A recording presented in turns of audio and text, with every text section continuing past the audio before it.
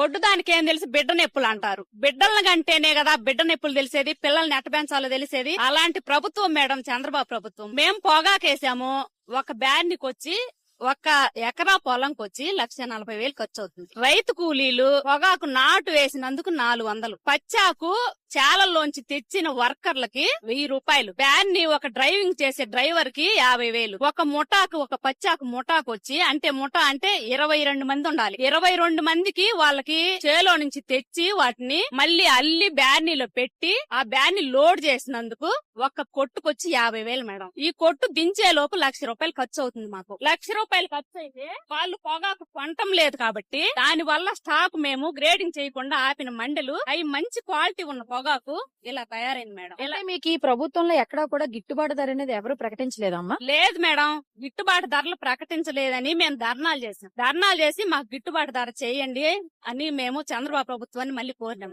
కానీ వాళ్ళు ఎక్కడ స్పందన లేదు. మాకు ఎక్కడ వాళ్ళు గిట్టుబాటు ధర చెబుతాం, ఉంటే ఉంటారు, పోతే పోతారు. మనం ఏదో చేయించుకున్నాం, అబద్దాలు చెప్పినాం, మన ప్రభుత్వం మనం అబద్దాలు చెప్పినాం, మనకి పార్టీ వచ్చింది ఇప్పుడు, అంతేగాని వాళ్ళని పట్టించుకునే తర్వాత అసలు ఒక మాటలో చెప్పాలంటే అక్కర తీరిందాక అక్క మొగుడు, తర్వాత కుక్క మొగుడు అనే ప్రభుత్వం మేడం చంద్రబాబుది.